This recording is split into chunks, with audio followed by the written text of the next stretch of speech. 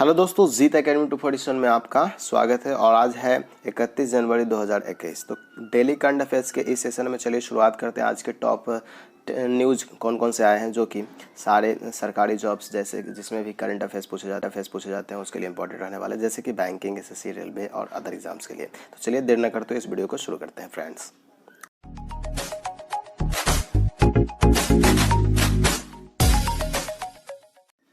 तो आइए देखते हैं कौन कौन से न्यूज़ आए हैं। तो फर्स्ट न्यूज़ की तरफ बढ़ते हैं। फर्स्ट न्यूज़ है भारत सरकार और विश्व बैंक ने 6 भारतीय राज्यों में स्कूली शिक्षा की गुणवत्ता और शासन में सुधार के लिए स्ट्रेंथनिंग टीचिंग लर्निंग एवं and results for states programmes, जिसका फुल फॉर्म होता है स्टार्स का, के लिए 500 मिलियन अमेरिकी डॉलर के ऋण पर हस्ताक्षर किया है, जो कि बहुत ही अच्छी बात है एजुकेशन सिस्टम के लिए। अगले न्यूज़ की तरफ बढ़ते हैं। अगला न्यूज़ है, देखिए, nation paid homage to father of the nation Mahatma Gandhi on his 73rd death anniversary on 30 January. देखिए, राष्ट्र ने 30 जनवरी को राष्ट्रपिता महात्मा गांधी की 73वीं पुण्यतिथि पर उन्हें श्रद्धांजलि दिया है।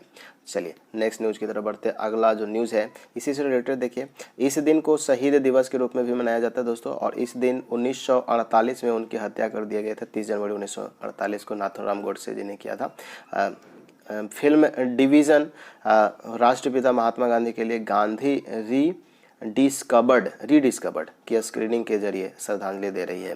और यह हिंदी और अंग्रेजी में 27 न्यूनतम वृत्त चित्र है। ठीक है, तो ये कुछ जानकारी था इससे रिलेटेड। चलिए नेक्स्ट न्यूज़ की तरफ बढ़ते हैं। अगला न्यूज़ है आर्थिक सर्वेक्षण 2020-21 में वित्त वर्ष 2021-22 के लिए भारत के सकल घरेलू उत्पाद, जिसको जीडीपी बोलते हैं, उसका वृद्धि दर 11% रहने का अनुमान लगाया गया है। चलिए देखते हैं कैसा रहता है।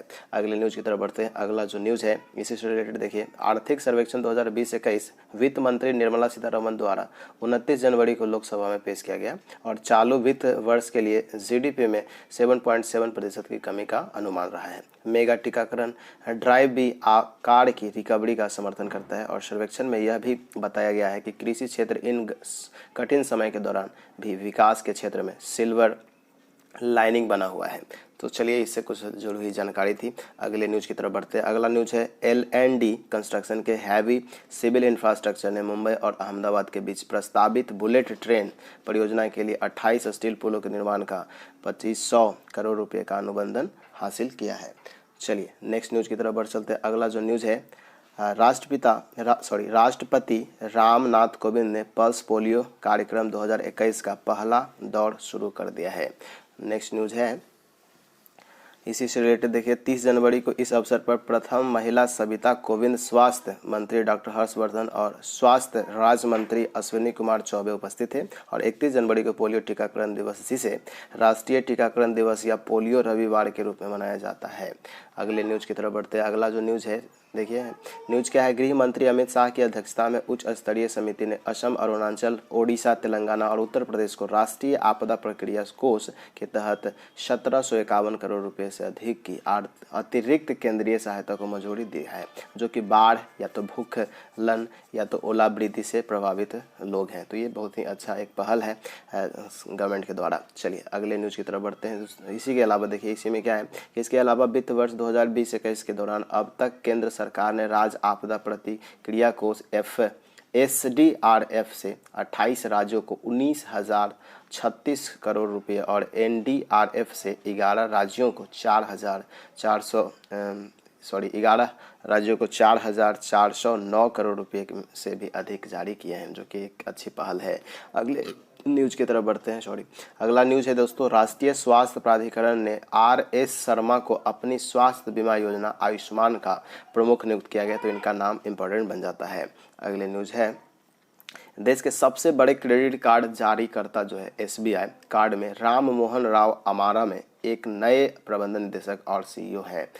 ठीक है ना, अमारा में ये राम मोहन राव जी, नाम इनका इंपॉर्टेंट बन जाता है। अगले न्यूज़ की तरफ बढ़ते हैं। अनीश शाह, ठीक है, अनीश शाह को महिंद्रा फाइनेंस के अध्यक्ष के रूप में नियुक्त किया गया। तो इनका नाम इंपॉर्टेंट बन जाता है। अगले न्यूज़ की तरफ बढ़ते हैं फ्रेंड्स। कपड़ा मंत्रालय की कपड़ा समिति ने जापान बाजार में कपड़ा और परिधान के निर्यात को बढ़ावा देने के लिए निशेनक क्वालिटी इवैल्यूएशन सेंटर जापान के साथ समझौता ज्ञापन पर हस्ताक्षर किया है। अगले न्यूज़ की तरफ बढ़ते हैं। अगला जो न्यूज़ है, एमओयू का मुख्य उद्देश्य जापानी खरीदारों की आवश्यकता के अनुसार गुणवत्ता सुनिश्चित करने के लिए कपड़ा व्यापार और उद्योग को आवश्यक सहायता प्रदान करना होता है। अगले न्यूज़ की तरफ बढ़ते हैं। अगला जो न्यूज़ है, भारत और अंतर्राष्ट्रीय ऊर्जा एजेंसी के सदस्यों ने आपसी विश्वास और सहयोग को मजबूत करने और वैश्विक ऊर्जा सुरक्षा मजबूत और स्थिरता को बढ़ाने के लिए रणनीतिक साझेदारी के लिए रूपरेखा पर हस्ताक्षर किया है। अगला न्यूज़ है इसी से रिलेटेड, देखिए क्या है, इस साझेदारी से ज्ञान का व्यापक आदान प्रदान होगा और भारत अंतर्राष्ट्रीय ऊर्जा एजेंसी, जो उसको IAEA का फुल फॉर्म है, का पूर्ण सदस्य बनने की दिशा में एक महत्वपूर्ण कदम होगा। चलिए इसका देख सकते हैं, फाउंडेशन डेट है जो नवंबर 1974, हेडक्वार्टर्स इसका पेरिस और फ्रांस में पड़ जाता है। मेंबर कंट्रीज़ के 30 हैं और एसोसिएशन कंट्रीज़ का 8 है और 3 countries are seeking accession to full membership, Chile और इजराइल एंड लिथुआनिया, ये सब बनने की कोशिश में है। चलिए नेक्स्ट न्यूज़ की तरफ बढ़ चलते हैं फ्रेंड्स। अगला जो न्यूज़ है, देखिए महाराष्ट्र के मुख्यमंत्री उद्धव ठाकरे ने औपचारिक रूप से कृषि पंप बिजली कनेक्शन नीति शुरू कर दिया है, जो कि एक अच्छी पहल है। अगले न्यूज़ की तरफ बढ़ चलते हैं। अगला जो न्यूज़ है, तेलंगाना में रंगारेड्डी जिले के बात्सी ग्राम में HMDA truck dock logistic park का उद्घाटन किया गया है, तो इसका याद रखना होगा। अगला न्यूज़ की तरफ बढ़ते हैं। देखिए इतालवी प्रधानमंत्री ग्यूसेप कॉन्टे ने इस्तीफा दे दिया है, जिसका एक कैपिटल की बात करते हैं तो यहाँ पे इटालिया का कैपिटल जो है इटली का रोम है, करेंसी इसका यूरो है, प्रेसिडेंट है सर्जियो मैट्रेला, ठीक है। तो यहाँ का इतालवी प्रधानमंत्री ने इस्तीफा दे दिया है, एक इन्फॉर्मेशन ये है। चलिए तो अगले न्यूज़ की तरफ बढ़ चलते हैं। अगला जो न्यूज़ है, भारत में एक प्रमुख NBFC कंपनी द्वारा KGFC के ने समावेशी वित्त भारत पुरस्कार 2020 में वित्तीय समावेश के लिए प्रौद्योगिकी पुरस्कार जीत लिया है, तो इसका याद रख लेना है नाम। चलिए नेक्स्ट है, ओलंपिक रजत पदक विजेता डेनमार्क के माथियास बो बैडमिंटन खिलाड़ी सात्विक साईराज रैंकी रेड्डी और चिराग शेट्टी को कोच करेंगे, ठीक है। अगले न्यूज़ की तरफ बढ़ते हैं। ये लास्ट न्यूज़ था, तो उम्मीद है ये न्यूज़ आपके लिए इंपॉर्टेंट रहने वाला है, जो भी आगामी एग्जामिनेशन होगा उसके लिए। वीडियो पसंद आ रहा है तो इसे लाइक करें, अपने दोस्तों के साथ शेयर करें और कमेंट बॉक्स में ज़रूर कुछ अपने सुंदर लिखें।